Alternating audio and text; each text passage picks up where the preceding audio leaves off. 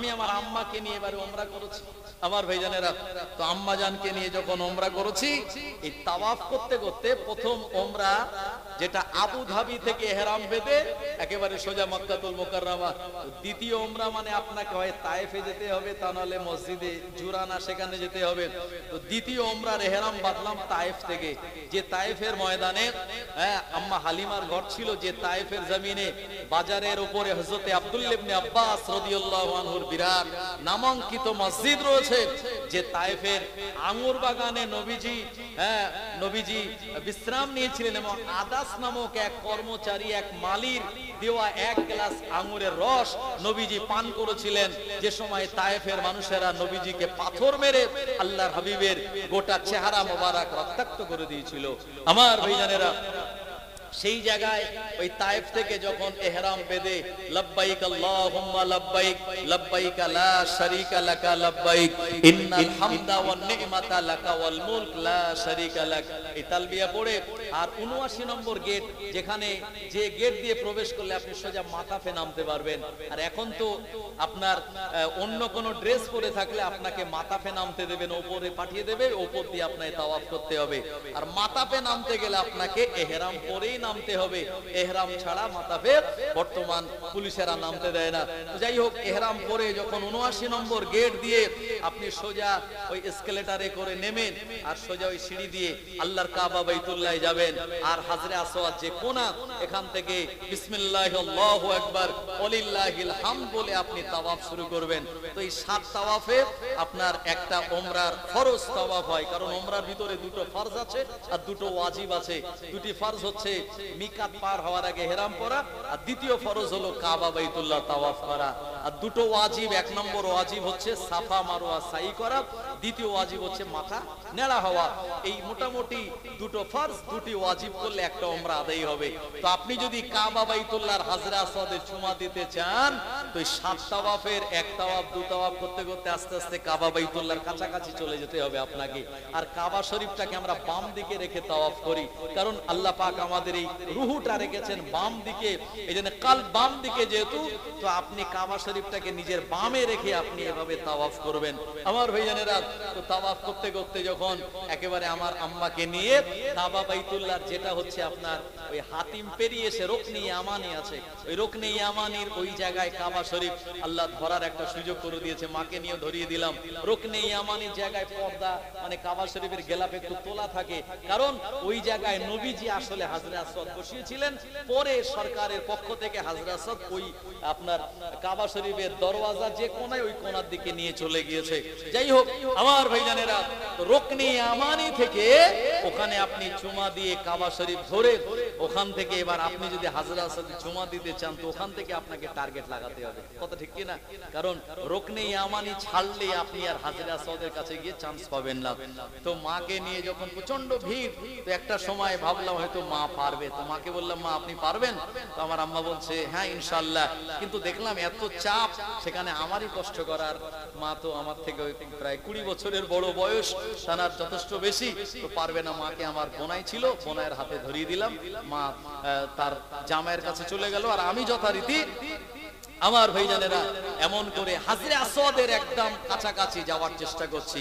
কিন্তু এত ভিড় সেখানে, যারা গিয়েছেন তারা জানেন যে ওখানে যাওয়ার কোনো পরিস্থিতি নেই। যাচ্ছি তো যাচ্ছি হাজরে আসওয়াদ চুমা দেওয়ার জন্য, তো একেবারে কাছাকাছি গিয়েছি কিন্তু আবার ঠেলে দিয়েছে, অনেক দূরে চলে এসেছি আমার ভাইজানেরা। তো মা বলেছে যা ইনশাআল্লাহ আমি দোয়া করি আল্লাহ যেন তোকে চুমা দেওয়ায়। তো আমার একটা বিশ্বাস ছিল যে মায়ের দোয়া পিছনে আছে, মা পিছন দিক দিয়ে যখন দোয়া করেছে, এই দোয়া ইনশাআল্লাহ আজকে এই হাজরে আসওয়াদ আমি চুমা দিতে পারবো আমার ভাইজানেরা। এরপরে 25 মিনিট ধরে ওই যে ধস্তাধস্তি, মানে ওখানে তো আর ঠেলাঠেলির জায়গা নেই, তো তারপরে এমন ভাবে আপনাকে করতে হবে না কাউকে কষ্ট দিয়ে না ব্যথা দিয়ে হাজরে আসওয়াদ কাছাকাছি যাওয়া আমার ভাইজানেরা। 25 মিনিট ধরে এই ঠেলাঠেলি ধস্তাধস্তি করে একটা সময় দেখলাম যে নাইজেরিয়ান একটা দল তারা ঢুকে গেছে, এবং তারা তো আমাদের থেকে হাইটে অনেক লম্বা, 6 ফুট 6.5 ফুট তাদের হাইট, আর সে তুলনায় আমি তো মাত্র 5.5 ফুট, মানে তাদের থেকে আমি অনেক বেটে। আমার ভাইজানেরা তখন বুদ্ধি করলাম কি তলার দিকে গলে গেলাম। হ্যাঁ, তো একটা সময় আপনার এই ঘাড়ে পিঠে এদিক চতুর্দিকে এত মারাত্মক চাপ, তার ভিতরেও আল্লাহ বুদ্ধি দিয়েছে, তলায় ঢুকে গিয়ে হাজরে আসওয়াদের যে আপনার সিলভার কালারের কভার দিয়ে মোড়া ছোটাকে ধরে নিলাম, ধরে জান ভরে আল্লাহ পাক আমাকে অনেকগুলি চুমা দিয়ে নিয়েছেন। আমার ভাইজানেরা চুমা দিয়ে এসে আল্লাহর দরবারে সেজদা দিয়েছি। আল্লাহ আল্লাহ আপনি আমায় নসিব করেছেন যে জায়গায় নবীজি চুমা দিয়েছেন। আর উমারে ফারুক চুমা দেওয়ার আগে বলেছিল, এ হাজরে আসওয়াদ, আমি তোকে চুমা দিতাম না যদি নবী চুমা দিচ্ছে না দেখতাম। আর নবীজি যেখানে ঠোঁট লাগিয়েছে, আল্লাহ আমার মতো গুনাহগার কেউ সেই জায়গায় ঠোঁট লাগিয়েছে, আপনাদের অনেকে লাগানো সুযোগ করে দিয়েছে। আমার ভাইজানের একটা বিরাট বড় নসিব ও তাকদীর। তো আল্লাহ পাক আমাদের সবাইকে কবুল করুক। হাজরে আসওয়াদে চুমা না দিয়ে আল্লাহ যেন আমাদের কাউকে মৃত্যু না দেন। সবাই বলেন আল্লাহুম্মা আমিন। একটু জোরে বলেন আল্লাহুম্মা আমিন। নারায়ে তাকবীর, জোরে আওয়াজ দেন নারায়ে তাকবীর। বিশ্ব নবী দিবস, মালিগ্রামে বিশ্ব নবী দিবস, হিজবুল্লাহ, আহলে সুন্নাত ওয়াল জামাত, নারায়ে তাকবীর। দরুদ শরীফ আল্লাহুম্মা সাল্লি আলা সাইয়্যিদিনা মাওলানা মুহাম্মদ ওয়া আলা আলিহি। एक दिन हम भी मदीने जाएंगे, एक दिन हम भी मदीने जाएंगे, मुस्तफा नजरे करम फरमाएंगे, मुस्तफा नजरे करम फरमाएंगे। या नबी या नबी या नबी या नबी या नबी या नबी, एक दिन हम भी मदीने जाएंगे, मुस्तफा नजरे करम फरमाएंगे, मुस्तफा नजरे करम फरमाएंगे। जी रही हूँ बस इस उम्मीद पर, जी रही हूँ बस इस उम्मीद पर, जब करम होगा मदीने जाएंगे, जब करम होगा मदीने जाएंगे, मुस्तफा नजरे करम फरमाएंगे, मुस्तफा नजरे करम फरमाएंगे। या नबी या नबी या नबी या नबी या नबी या नबी, एक दिन हम भी मदीने जाएंगे, मुस्तफा नजरे करम फरमाएंगे, मुस्तफा नजरे करम फरमाएंगे। या नबी या नबी या नबी, अल्लाहुम्मा सल्ले अला सय्यदिना मौलाना मुहम्मद व अला आले सय्यदिना।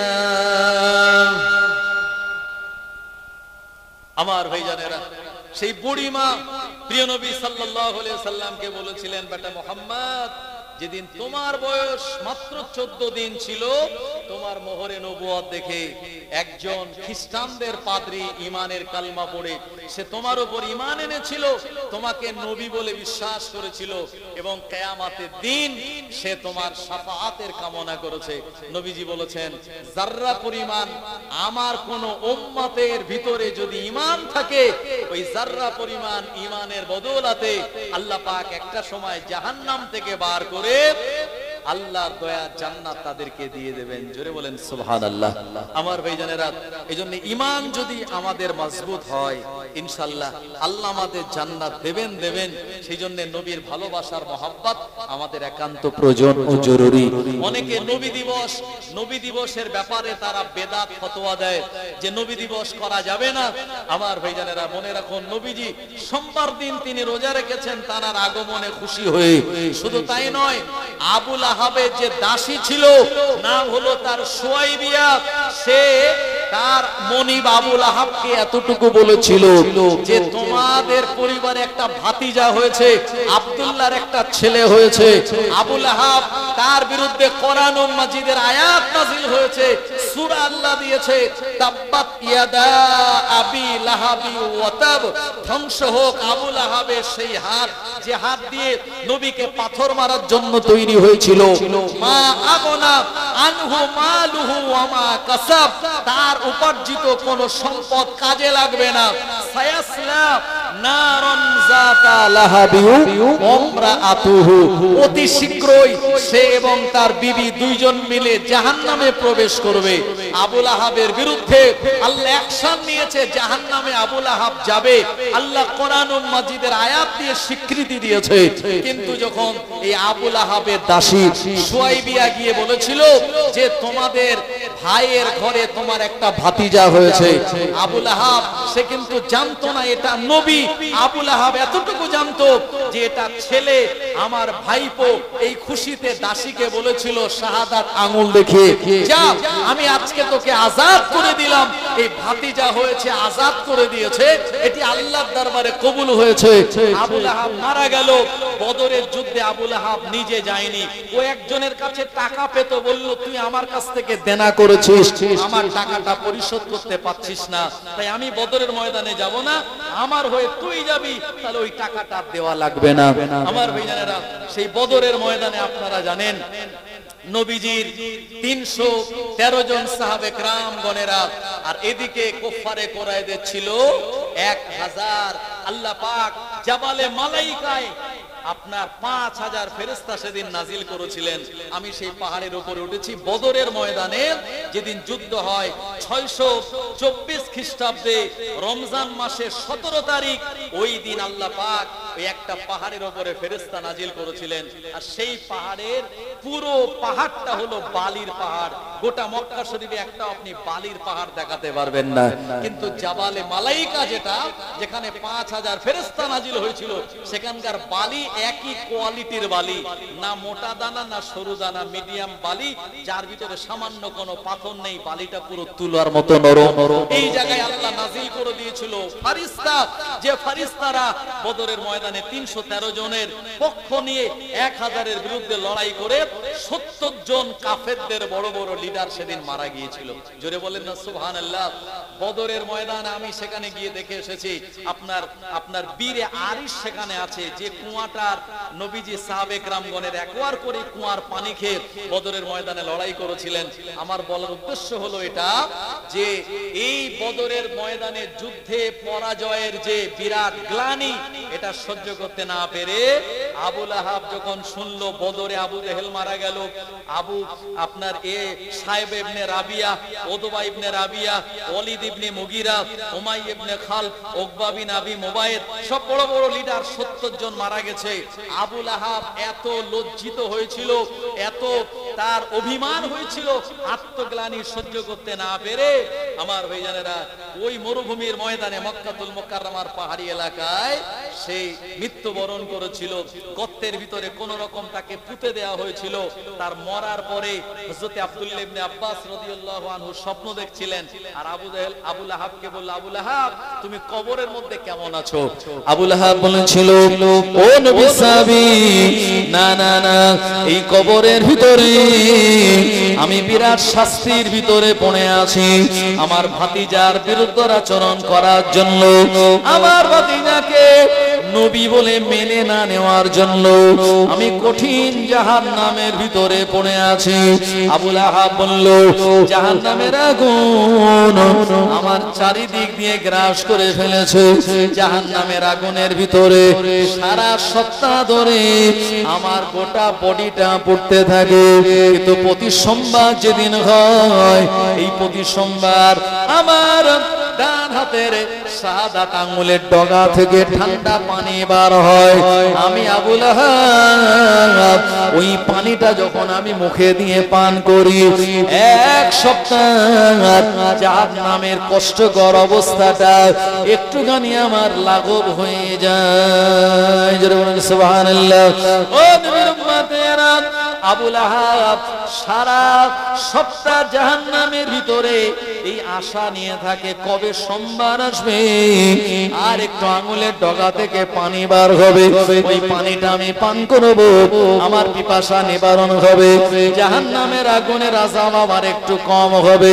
ও আমার ভাইজানেরা, আবু লাহাব বেঈমান হওয়ার পরেও, জাহান্নামী হওয়ার পরেও আল্লাহর নবীর আগমনে খুশি হয়ে দাসী আজাদ করে দেওয়াটা যদি আমার আল্লাহর দরবারে পছন্দ হয়, আমরা যারা ওই নবীর উম্মত, ওই নবীর মহব্বতে এখানে এসে বসেছি, আপনি এসেছেন নবীজির মহব্বতে, এখানে দান করলেন নবীর মহব্বতে, এখানে সময় দেওয়াটা নবীজির মহব্বতে, আমরা ঈমানদার উম্মত, আমার আল্লাহ যদি এটি কবুল করেন, কিয়ামতের মহাময়দানে নাজাতের ওসিলা হয়ে যাবে। আরো জোরে বলেন সুবহানাল্লাহ। আবু লাহাব তো বেঈমান ছিল, তার যদি এই রকম নাজাতের ব্যবস্থা আল্লাহ করে দেয় একটা দিনের, একটা সময়, আমরা তো ঈমানদার, আল্লাহ পাক যদি কবুল করেন আমাদের নাজাতের ওসিলা এটাই হওয়ার জন্যই যথেষ্ট। জোরে বলুন সুবহানাল্লাহ। নবীজির মহব্বত যদি না থাকে, আল্লাহর কসম কোন ইবাদত আল্লাহ পালার দরবারে অপছন্দনীয়, এটি পছন্দনীয় নয়। নবীজির ইবাদত, নবীজির মহব্বত, নবীজির ইশক, নবীজির প্রেম ছাড়া আল্লাহকে আপনি পেতে পারবেন না। 100% নবী ছাড়া আপনি পাবেন না। আমরা কোরআন পেয়েছি নবীজির ওসিলায়, আমরা আযান পেয়েছি আল্লাহু আকবার আল্লাহু আকবার, এটিও নবীজির কাছে আসা স্বপ্নহি, কিয়ামত পর্যন্ত এটি চলবে। আমরা যে হাদিসগুলি পেয়েছি, যারা বুখারী শরীফ থেকে দলিল বের করে যে নবী দিবস করা যাবে না, বুখারী শরীফ পেল কোথায়? যদি নবীজি না আসতো পেত নাকি হাদিসগুলি? আমার ভাইজানেরা, সুতরাং এই জায়গায় আবু বকর সিদ্দিক রাদিয়াল্লাহু আনহুর কিছু আমল মানতে হবে। ভাই আজকের জমানায় আমরা কি মেয়েদেরকে মসজিদে নিয়ে যাই? বলেন, নিয়ে যায়নি, কিন্তু নবীজির জামানায় মেয়েরা কিন্তু মসজিদে যেত। নবীজি জামানায় মেয়েরা মসজিদে যেত। মসজিদে যাওয়া মানা হলো কখন? হযরত ওমরে ফারুকের শাসন আমল থেকে। ওমরে ফারুক রাদিয়াল্লাহু আনহু তিনি মদিনার মসজিদে যখন ইমামতি করেন আর তিনি যখন আমিরুল মুমিনিন, তিনি পরিষ্কারভাবে ঘোষণা করে দিলেন মেয়েরা মসজিদে আসবে না, তারা বাড়িতেই নামাজ আদায় করবে, মেয়েদের জন্য তার ঘরটাই হলো নিরাপদ। আমার ভাইজানেরা, এজন্য যারা মাযহাব মানে মাযহাবে হানাফিকে অনুসরণ করে তারা মেয়েদেরকে মসজিদে নিয়ে যায় না, কিন্তু যারা লা মাযহাবি গায়ের মুকাল্লিদ তারা মেয়েদেরকে মসজিদে নিয়ে যায়, কারণ ওমরে ফারুকের এই মসলাটা তারা মানেই না, তারা আবু বকর হুজুরের মসলা মানতে চায় না। আর আমরা নবীজির সুন্নাতও মানি, আবু বকর সিদ্দিকের সুন্নাতও মানি, ওমরে ফারুকের কথাটাও মানি, উসমানে গানিকেও মানি, আলী হুজুরকেও মানি, খালি আমরা নবীকে মানি না, নবীর সঙ্গে নবীর সাহাবে কেরামদেরকেও মানি। আর এটাই হলো প্রকৃত ঈমানদারদের পরিচয় আর নবীজির মহব্বত করার পরিচয়।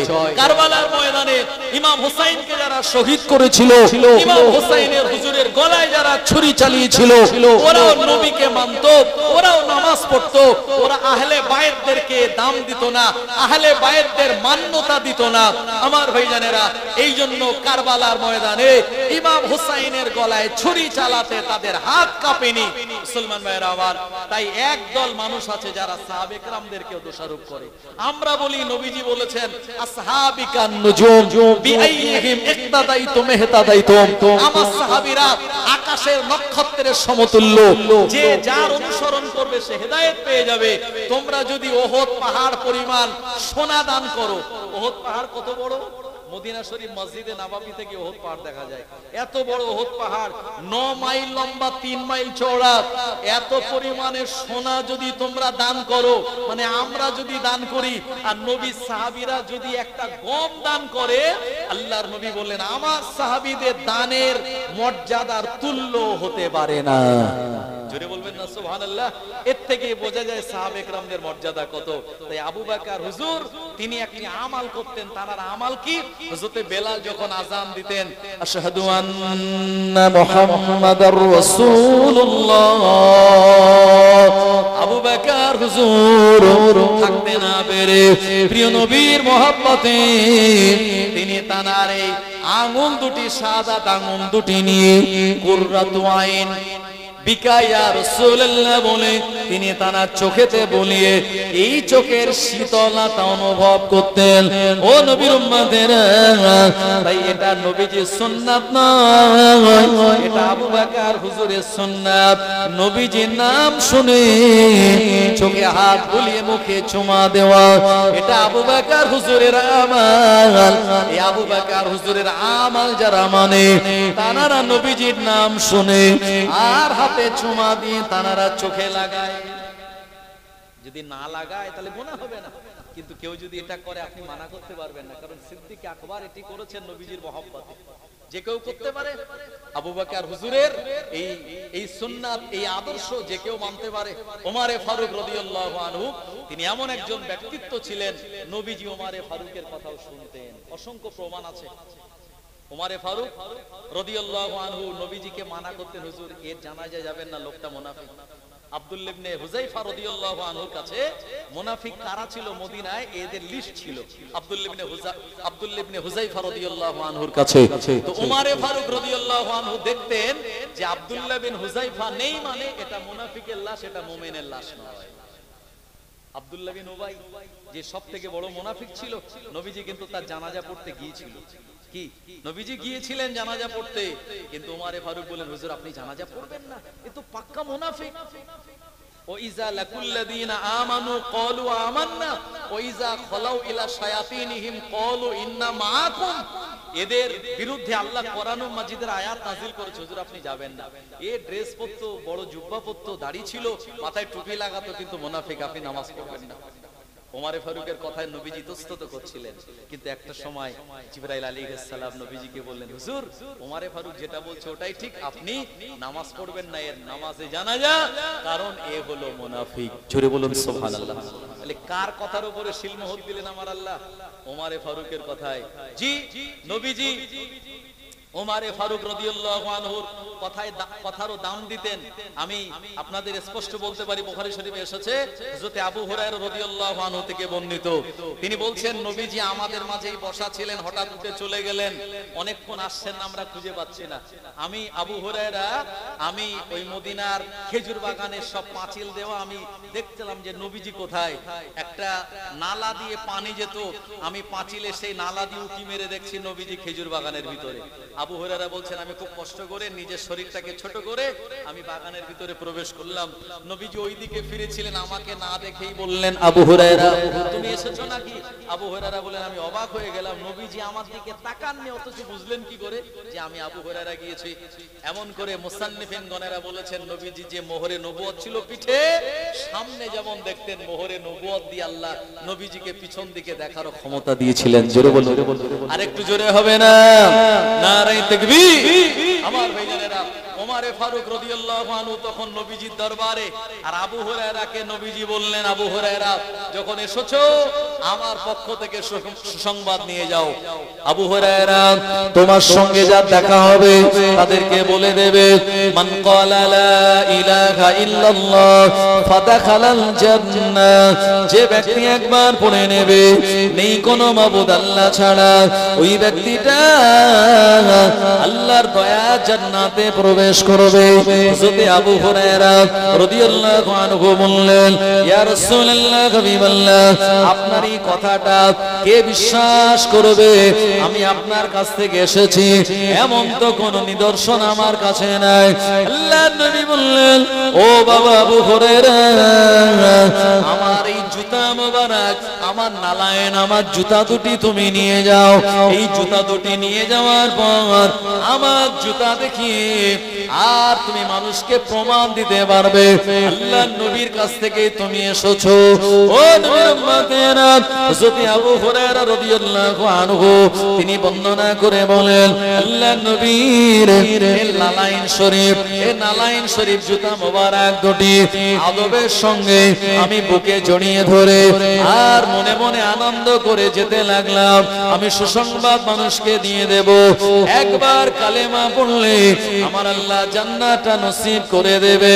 দেখা হয়ে গেল হযরত উমর ইবনুল খাত্তাব রাদিয়াল্লাহু আনহুর সঙ্গে। হযরত আবু হুরায়রা রাদিয়াল্লাহু আনহু বললেন, আমি উমরে ফারুককে দেখে বললাম, ও নবী সাহাবী উমর, আল্লাহর নবী বলেছেন, মান ক্বালা লা ইলাহা ইল্লাল্লাহ ফাদাখালাল জান্নাহ।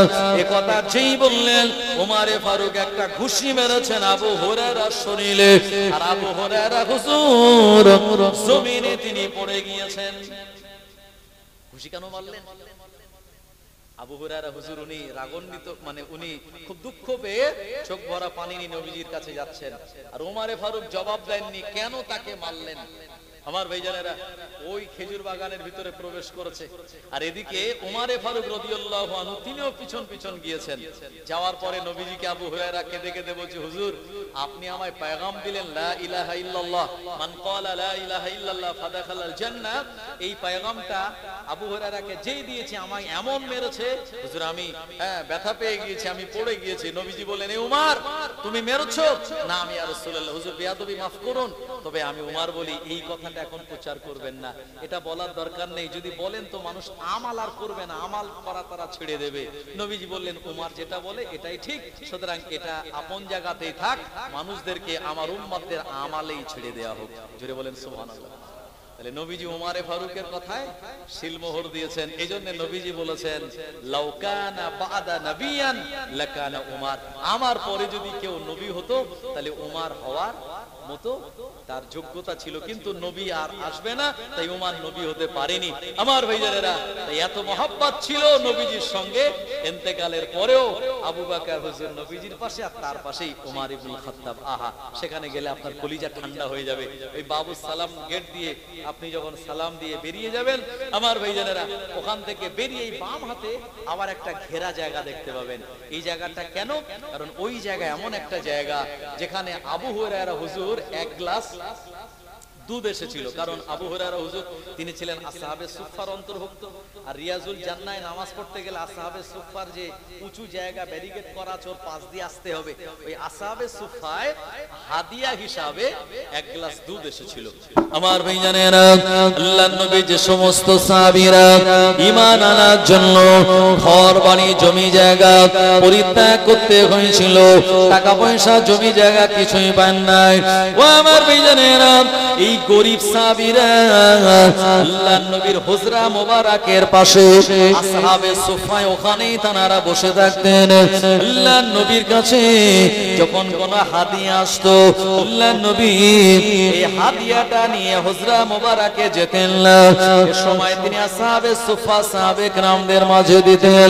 ও জওয়ানেরা, যুবকেরা, আসহাবে সুফফা সাহাবে کرام বোনেরা ওই হাদিয়াটা, ওই খাদ্যটা তারা ভাগাভাগি করে খেয়ে তাদের জীবিকা নির্বাহ করতেন। আল্লাহর নবীর মদিনা আর মসজিদের ভিতরে তারা অবস্থান করতেন। আল্লাহর নবীর কাছে এ সময় এমন কোন খাদ্য নাই, এমন কোন রকমের খোরাক নাই। আল্লাহর নবীর আসহাবে সাহাবে کرامগণেরা বড় ক্ষুধার্ত হয়ে গেলেন, তাদের কাছে কোনো খাবার নাই। এমন সময় প্রিয় নবীর কাছে এক গ্লাস বকরির দুধ হাদিয়া আসলো। আল্লাহর নবী বললেন, ও বাবা আবু হুরায়রা, এই এক গ্লাস বকরির দুধ আমার সাহাবে کرامদের মাঝে তুমি বন্টন করে দাও, সবাই মিলে পান করো। আল্লাহ পাক এই দুধ পানের মাধ্যমে তোমাদের পেটের ক্ষুধাকে নিবারণ করে দেবেন। সময় হযরত আবু হুরায়রা রাদিয়াল্লাহু আনহু এক গ্লাস দুধ তিনি পাত্রে ঢেলতেছিলেন, আল্লাহর নাম নিয়ে ঢেলা শুরু করলেন, এক এক করে সাহাবে کرامদের দিতে লাগলেন। ও আমার ভাইজানেরা, ওই এক গ্লাস দুধ আর কয়েকটা পাত্রে ঢালা হলো, তবু ওই একটা গ্লাসে দুধ শেষ হয়ে যায় না, আবারও দিতে লাগলেন। এভাবে সব সাহাবে কেরামদের ওই গ্লাসের দুধগুলি সব দেয়া হয়ে গেল। হযরত আবু হুরায়রা রাদিয়াল্লাহু আনহু মনে মনে চিন্তা করে, শেষে মনে হয় আমার আর কিছুই খাওয়া থাকবে না। হযরত আবু হুরায়রা রাদিয়াল্লাহু আনহু বর্ণনা করেন, সমস্ত আসহাবে সুফফা সাহাবে কেরামদের দেওয়ার পর ওই দুধ তখনও গ্লাসে অবশিষ্ট ছিল। আল্লাহর নবী আমায় বলেন, আবু হুরায়রা তুমি আগে খাও। আবু হুরায়রা তিনি বললেন, আমি পান করলাম, আমার পেটটা ভরে গেল, আমার পেটের ক্ষুধা নিবারণ হয়ে গেল। আল্লাহর নবীকে দিলাম, নবী আমার তিনি ওই দুধটা পান করলেন। তারপরে দুধের পরিসমাপ্তি ঘটেছিল। একবার জোরে বলুন সুবহানাল্লাহ। আমার ভাইজানেরা, এটি ছিল নবীজির মুজিজা, নবীজির হাতের ছোঁয়ায় মুজিজা, নবীজির লালা মোবারকের কারণে আবু বকর হুজুরের পায়ের সাপের বিষ যেমন পানি হয়ে যায়, আলী হুজুরের চোখ ওটাটা যেমন ভালো হয়ে যায়, আব্দুল্লাহ বিন আতিকের ভাঙা পা যেমন জোড়া লেগে যায়, নবীর হাতের ইশারায় আকাশের চাঁদ যদি দ্বিখণ্ডিত হয়ে যেতে পারে, ওই নবীজির হাতের ছোঁয়া লেগে এক গ্লাস দুধটা অসংখ্য সাহাবে কেরামগণেরা যেখানে পান করেছিলেন, আপনি বাবু সালাম নামক গেট দিয়ে প্রবেশ করে নবীকে সালাম দিয়ে বার হলে আজও নবীজির মুজিজার ওই জায়গাটা সংরক্ষণ করে রাখা রয়েছে। ও আমার ভাইজানেরা, জওয়ানেরা, যুবকেরা, ওখানে গেলে আপনার হৃদয়টা নরম হয়ে যাবে, কলিজাটা ঠান্ডা হয়ে যাবে। ওখানে গেলে আপনি অন্তরে ইতমিনান পেয়ে যাবেন। গোটা দুনিয়ার জমিনে কোন জায়গায় জান্নাত নাই, মায়ের পায়ের তলায় জান্নাত, মানে মায়ের খেদমত করলে জান্নাত মিলবে। তাই বলে মায়ের পায়ের তলায় সত্যি সত্যি জান্নাত পাবেন না, এর মানে হলো মায়ের খেদমতে জান্নাত মিলবে। কিন্তু যেখানে জান্নাতের মাটি রয়েছে, আল্লাহর ফেরেশতা জিবরাইল আমিন নিজে জান্নাত থেকে মাটি এনে যে জায়গায় ফেলেছিলেন, এই জায়গাটা হলো আল্লাহর হাবিবের হুজরাত এবং মদিনার মসজিদের মেম্বার। ওখানে আজও হাদিসটা লেখা রয়েছে, মা বাইনা বাইতি ওয়া মিম্বারি বাইনাহুমা রাওযাতুম মিন রিয়াজুল জান্নাহ। আল্লাহর নবী বললেন, আমার ঘর এবং মদিনার মসজিদে যে মেম্বার, এই দুইয়ের মাঝখান হলো রিয়াজুল জান্নাহ। আরো জোরে বলেন সুবহানাল্লাহ। ওটাই জান্নাত, জান্নাতের টুকরো ওখানে। যদি 2 রাকাত নামাজ পড়তে পারেন কপাল ধন্য। আল্লাহ আমার মতো গুনাহগারকে সেই জান্নাতের টুকরায় নামাজ পড়ার মতো, সেজদা দেওয়ার মতো আল্লাহ সুযোগ করে দিয়েছেন। তবে এখন নিয়ম খুব কড়াকড়ি। এখন নুসুক নামক একটা অ্যাপ বেরিয়েছে, আপনাকে মোবাইলে নুসুক অ্যাপ ডাউনলোড করতে হবে। করার পরে আপনার ভিসা নাম্বার দিয়ে আপনাকে ওখানে এন্ট্রি করতে হবে। এরপরে আপনার একটা ডেট দেবে, টাইম দেবে, সেই টাইম ডেটে একটা স্ক্যানারও চলে আসবে। যেমন আমরা ফোন পেতে টাকা দেওয়ার সময় ওই ক্যামেরা অন করে একটা স্ক্যানার করি, আমার ভাই স্ক্যান করে নেই, ঠিক ওই রকম নুসুক অ্যাপ ডাউনলোড করে তাতে ভিসা দিয়ে অ্যাপ্লাই করলে এরকম একটা আপনার বারকোড দিয়ে দেবে। আর ওই মোবাইল নিয়ে আপনাকে যেতে হবে। যাওয়ার পরে পুলিশকে দেখাতে হবে, ওরা স্ক্যান করবে। করার পরে বছরে একবার, সারা বছরে একবার সুযোগ রিয়াজুল জান্নাতে প্রবেশ করে 2 রাকাত নামাজ পড়ার। আমার ভাইজানেরা, তারপরে আপনাকে প্রবেশ করতে দেবে। দেওয়ার পরে আপনি ওখানে যদি দোয়া করেন তো হাত ধরে তুলে দেবে, কি বুঝলেন? এরপরে আপনার দোয়া না করে বরঞ্চ 2 রাকাত নামাজ পড়ে আপনি দোয়া করবেন সেজদায় গিয়ে, তো আল্লাহ আমার ওখানে 2 রাকাত, এখান থেকে আরো সামনে আরেকটু এগিয়ে গিয়ে আরো 2 রাকাত, 4 রাকাত নামাজ, এবং সেখানে জান ভরে সেজদায় পড়ে আল্লাহর কাছে দোয়া চাওয়া। এটা সবাই করছে সেখানে। আল্লাহ অনেক, এখানে অনেকেই আছেন হয়তো রিয়াজুল জান্নাতে নামাজ পড়েছেন। আমার ভাইজানেরা, এটা একটা নসিব, এটি একটি তাকদীর। সেই জায়গায় নবীজি আছেন, আর ওখানে গিয়ে রিয়াজুল জান্নাত থেকে যখন বার হয় মানুষেরা, নবীজিকে আরেকবার সালাম দিয়ে তারপরে বার হন। এর ভিতরে একটা বিরাট ইতমিনান, কারণ নবীজি হলেন হায়াতুন নবী। জোরে বলেন না সুবহানাল্লাহ। আজকে আপনাদের কপাল ভালো, নসিব ভালো, তাকদীর ভালো, যে নবী মদিনার মসজিদে নববী শরীফে শায়িত, সেই হায়াতুন নবীর তানার মিলাদুন নবী মিলাদ মানে যেখানে নবীজির জন্ম বৃত্তান্ত নিয়ে আলোচনা হয়, এই রকম একটা সুন্দর নবী দিবসের মাহফিলে আল্লাহ আপনাদেরকে আনিয়েছেন। আর একবার শুকরিয়া আদায় করে বলুন আলহামদুলিল্লাহ। কারণ এই কাজ করেছিল বুজুর্গানে দ্বীনেরা, সালফে সালেহিন গণেরা, মুহাদ্দিসিন গণেরা, ফাকিহ গণেরা, মুসান্নিফিন গণেরা, তারা এই কাজ করে নবীজির দিদার পেয়েছিলেন। শাহ ওলিউল্লাহ মুহাদ্দিস দেহলভী রাহমাতুল্লাহ আলাইহি, তার নাম শুনেছেন আপনারা? শাহ ওলিউল্লাহ মুহাদ্দিস দেহলভী রাহমাতুল্লাহ আলাইহি প্রতি বছর তার বাড়িতে নবী দিবস করতেন। নবী দিবস মানে কিছু তাবারকের ব্যবস্থা তো থাকে, তো অন্যান্য বছরে তিনি ভালো কিছু আয়োজন করতেন। ওই বছরে টাকা পয়সার অভাব, তিনি সামান্য কাঁচা ছোলা ভিজিয়েছেন, ভিজিয়া তাবারকের ব্যবস্থা করেছেন। আমার ভাইজানেরা, নবীজি বলেছেন যে দুটো জিনিস আল্লাহর কাছে খুব পছন্দনীয়, একটি হলো তুতইমুত তোয়াম, অভুক্ত ব্যক্তিকে খাদ্য খাওয়ানো, আরেকটি হলো অতুকরিউ সালাম আলা মান আরাফতা ওয়া মান লাম তারিফ, মানুষ যাকে চেনে আর যাকে চেনে না তাকে সালাম দেওয়া। তো এই যে মানুষকে খাওয়ানো, মেহমানদারি করা, এটা একটা বিরাট বড় নেয়ামত। মেহমান যদি আসে তো আপনার রিজিক সে খায় না, মেহমানের রিজিক নিয়ে এসে আপনার বাড়ি থেকে খেয়ে যায়। আর মেহমান যদি হাসি মুখে আপনার বাড়ি থেকে বিদায় নেয় তো আল্লাহ আপনার বাড়িতে রহমত দেবে, রিজিকে কোনোদিন অভাব হবে না। একটু জোরে বলেন না সুবহানাল্লাহ। আমার ভাইজানেরা, তো ওই যে শাহ ওলিউল্লাহ মুহাদ্দিস দেহলভী রাহমাতুল্লাহ আলাইহি বাড়িতে নবী দিবস করলেন। আমার ভাইজানেরা, নবী দিবসে প্রিয় নবীর ইশকে মহব্বত আর ভালোবাসায় ওয়াজ ও নসিহত করলেন।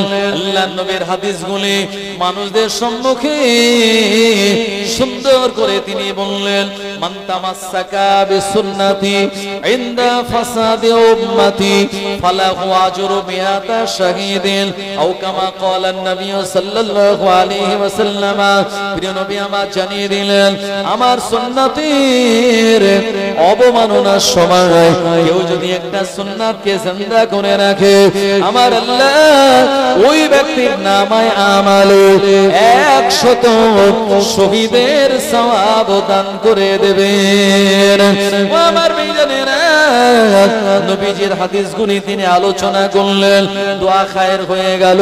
মানুষদেরকে বললেন, ও আমার শ্রোতা বাবাজিরা, এবছরে বড় আয়োজন আমি করতে পারিনি, অল্প কিছু কাঁচা ছোলার আয়োজন করেছি। এই কাঁচা ছোলা আরো এক মুঠো করে নয়, মাত্র দুটো করে দানা তাবারক হিসাবে মানুষদের মাঝে তিনি ডিস্ট্রিবিউট করে দিলেন, বিতরণ করে দিলেন। এই দুটি করে কাঁচা ছোলার দানা দিয়ে আর নিজের খাওয়ার কিছু থাকলো না, তাবারকটা শেষ হয়ে গেল। ও উম্মতেরা, শাহ ওলিউল্লাহ মুহাদ্দিস দেহলভী রাহমাতুল্লাহ আলাইহি নবীর মহব্বতে নবী দিবস পালন করে রাতের বেলা তিনি ঘুমিয়ে পড়েছেন। আল্লাহুম্মা বিইসমিকা আমুতু আহিয়া, নবীজির শানে দরুদ শরীফ পড়তে পড়তে ঘুমিয়ে পড়লেন। এমন করে দেখা যায় ওই রাতের বেলা শাহ ওলিউল্লাহ মুহাদ্দিস দেহলভী রাহমাতুল্লাহ আলাইহি ঘর আলোকিত করে দিন দুনিয়ার বাদশা, আখিরি জামানার পয়গম্বর, নূর নবী, দয়ার নবী, নবী মুহাম্মদুর রাসূলুল্লাহ সাল্লাল্লাহু আলাইহি ওয়াসাল্লাম শাহ ওলিউল্লাহ মুহাদ্দিস দেহলভী রাহমাতুল্লাহ আলাইহি ঘরে প্রবেশ করে আর ওলিউল্লাহ সামনে দাঁড়িয়ে গেল।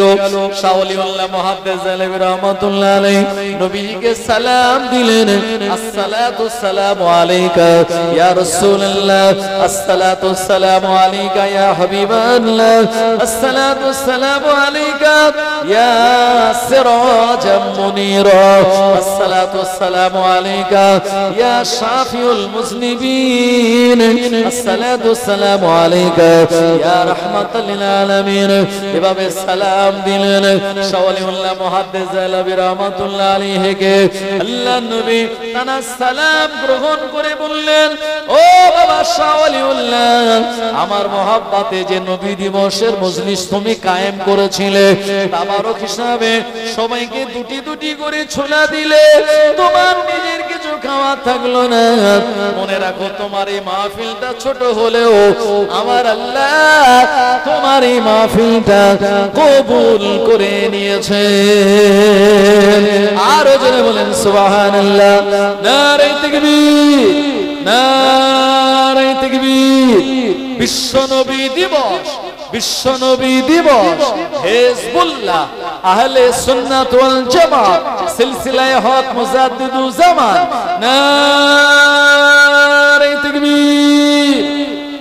আজকে কপাল ভালো, মুফতি আযম মেজলা হুজুর পীর কেবলা রাহমাতুল্লাহ আলাইহির নামাঙ্কিত এই মাদ্রাসা, আমার ভাইজানেরা সেই মাদ্রাসা প্রাঙ্গণে আজকে আমরা নবী দিবসে বসেছি। তাই যারা আহলে সুন্নাত ওয়াল জামাতের মানুষ, যারা মাযহাব মানে, তারা নবী দিবস পালন করেন, কারণ নবী দিবস এটি আল্লাহর কাছে গ্রহণযোগ্য এবং নবীজির পছন্দনীয় একটি ইবাদত। তাই নবী প্রেমিকেরা এই নবী দিবস পালন করে, তাতে দান খায়রাত করে, তারা কলবের ভিতরে আলাদা একটা তৃপ্তি, ইতমিনান অনুভব করেন আমার ভাইজানেরা। তাই যদি আমাদের অন্তরটা এইভাবে নফসে মুতমাইন্নার জায়গায় নিয়ে যেতে পারি, নবীর মহব্বত সুন্নাতের মহব্বতে যদি আমাদের এই কলবটা নফসে মুতমাইন্না হয়ে যায়, আল্লাহ আমাদের সেদিন ডাক দিয়ে বলবেন, কোন দিন?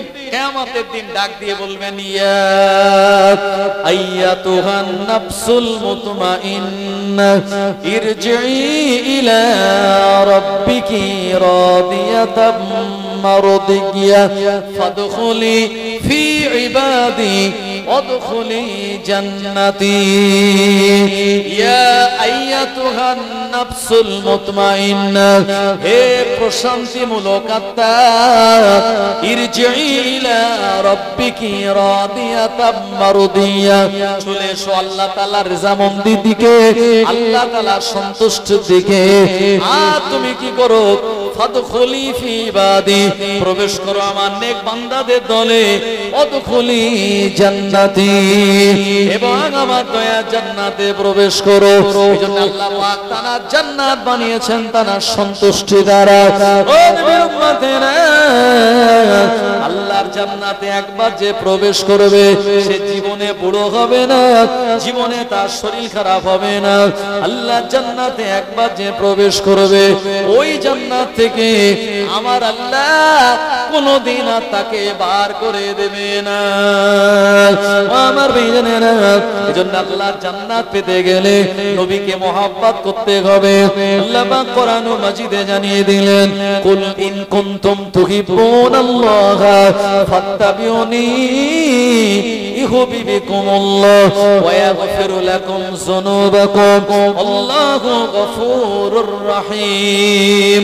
আমার আল্লাহ বলেন, কুল, ও নবী আপনি বলুন, ইন কুনতুম তুহিব্বুনাল্লাহ, তারা যদি আল্লাহকে ভালোবাসতে চায়, আমার আল্লাহকে রাজি আর খুশি করাতে চায়, ফাত্তাবিউনি, তারা যেন আপনাকে অনুসরণ করে, আপনাকে তারা যদি ইত্তেবা করে, অনুসরণ করে, ইউহিব্বুকুমুল্লাহ, আমার আল্লাহ তাদের ভালোবাসবেন আর তাদের কি করবেন? ওয়াগফির লাকুম যুনুবাকুম, ক্ষমা করে দেবেন তাদের জীবনের গুনাহসমূহ। আল্লাহ পাক নিজের পরিচয় দিয়ে বলছেন, আল্লাহু গফুরুর রহিম, আমার আল্লাহ হলেন ক্ষমাশীল এবং বড় দয়াময়। ও নবীর উম্মতেরা, জীবনের গুনাহ maaf করানোর জন্য নবীর ইত্তেবা অনুসরণ করা আমাদের জন্য পরিহার্য। ও আমার ভাইজানেরা, এজন্য নবীর সুন্নাতকে মহব্বত করা লাগবে। আপনি যখন রাস্তাঘাটে বার হবেন, টুপি পরবেন, নবীর সুন্নাত আদায় হবে। আপনি পাঞ্জাবি পরবেন, নবীর সুন্নাত আদায় হবে। দাড়ি লম্বা করবেন, নবীর সুন্নাত আদায় হবে। গোঁফ ছোট করবেন, নবীর সুন্নাত আদায় হবে। ও আমার ভাইজানেরা, রাতের বেলা ঘুমানোর আগে ওযু বানিয়ে দরুদ শরীফ পড়তে পড়তে দোয়া পড়ে ঘুমাবেন। লুঙ্গি পায়জামা ঘাটের উপরে পড়বেন, ওযুর আগে মিসওয়াক করবেন। আমার ভাইজানেরা, আল্লাহর নবীর সুন্নাত গুলি আদায় করলে পরে তবেই নবীকে প্রকৃত ভালোবাসা হবে। আপনি মসজিদের ডান পায়ে আগে উঠুন, আপনি বাথরুমে বাম পা আগে দিন। আমার ভাইজানেরা, মুসলমানের সঙ্গে দেখা হলে সালাম দিন। মুসাফা করার সময় ইয়াগফিরুল্লাহু লানা ওয়া লাকুম বলে দিন। কেউ উপকার করলে আপনি তাকে বলুন জাযাকাল্লাহু খায়রান। কেউ দোয়া চাইলে বলে দিন ফি আমানিল্লাহ। কেউ যদি আপনার কাছে আর বিদায় নিয়ে চলে যায়, বিসমিল্লাহি তাওয়াক্কালতু আলাল্লাহ বলে দিন। আপনার হাঁচি হলে আলহামদুলিল্লাহ বলুন, হাই উঠলে বলে লা হাওলা ওয়ালা কুওয়াতা ইল্লা বিল্লাহ বলে দিন। আগামী আর ভবিষ্যতে কোনো কাজে নিয়াত করলে জবানে ইনশাআল্লাহ বলে দিন। তবে নবী সুন্নাত আদায় হবে, নবীকে ভালোবাসা হবে। আর নবীর ভালোবাসলে, নবীজির মহব্বত করলে আমার আল্লাহ ভালোবাসবেন আমাদের। আর জীবনের গুনাহ মাফ হবে। আর জীবনের গুনাহ মাফ হলে আমার আল্লাহ দয়া জান্নাত দান করে দেবেন। আরো জোরে বলেন সুবহানাল্লাহ। আল্লাহুম্মা সাল্লি আলা সাইয়্যিদিনা মাওলানা মুহাম্মাদ ওয়া আলা আলিহি।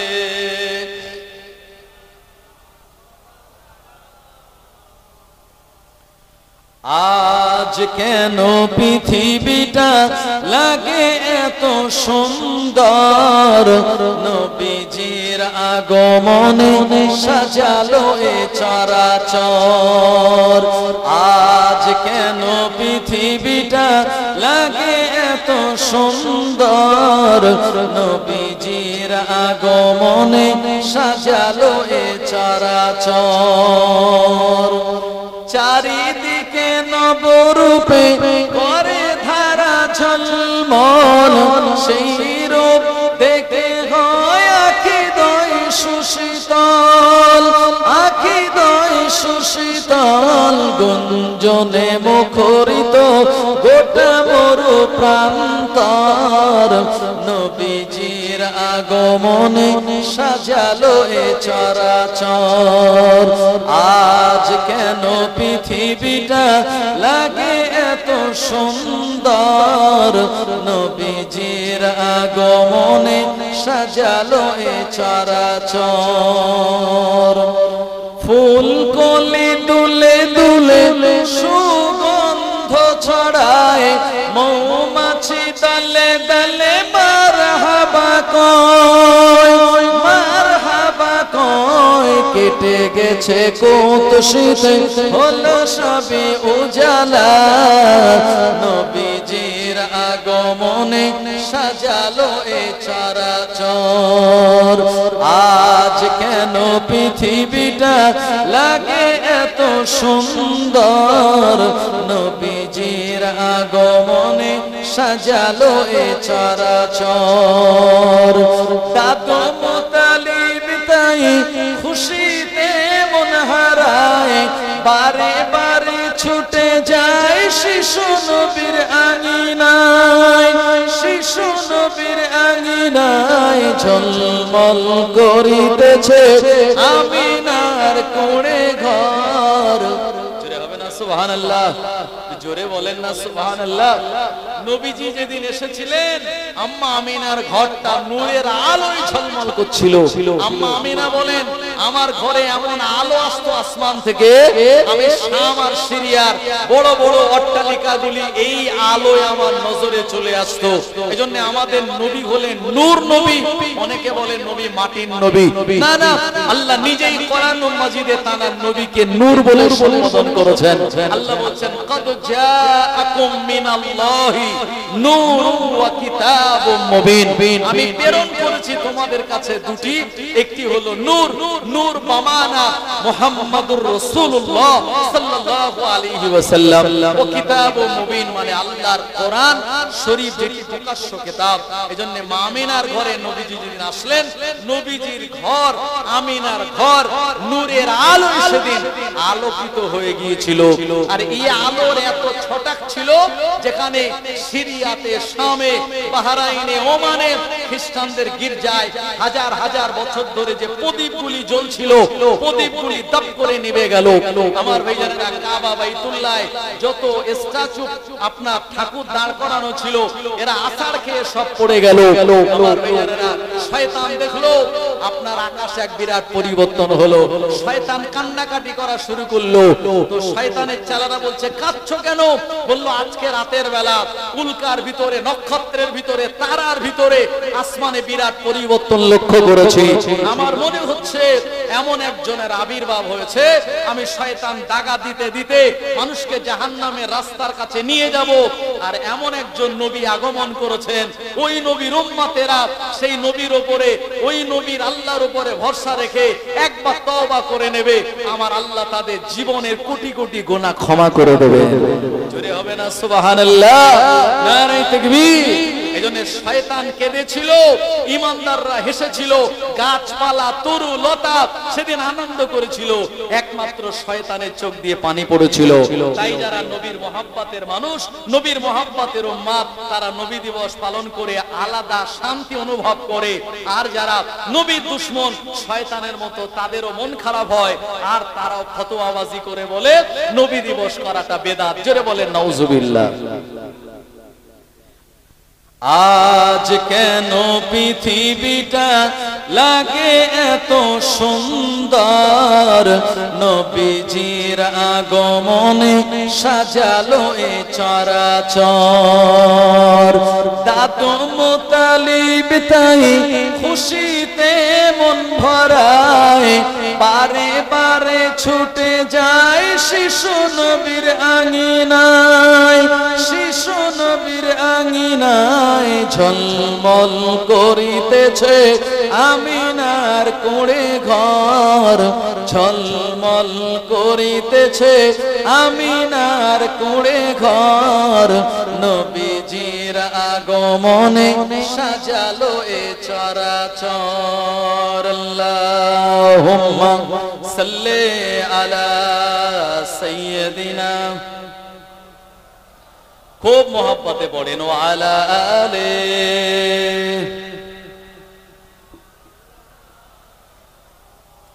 চাঁদ বলে আমি নয় তুমি নবী সুন্দর, ফুল বলে সুবাসিত নবীজির অন্তর। চাঁদ বলে আমি নয় তুমি নবী সুন্দর, ফুল বলে সুবাসিত নবীজির অন্তর। তারাদের দল বলে তুমি প্রিয় দরবে, মেঘ বলে জল হয়ে তুমি নবী সরবে, মানুষের কাছে তুমি রহমের বন্ধন, মানুষের কাছে তুমি রহমের বন্ধন। চাঁদ বলে আমি নয় তুমি নবী সুন্দর, ফুল বলে সুবাসিত নবীজির অন্তর। জোরে হবে না সুবহানাল্লাহ? ভাইজান আসছেন, তাকবীর দেন, নারে তাকবীর, নারে তাকবীর।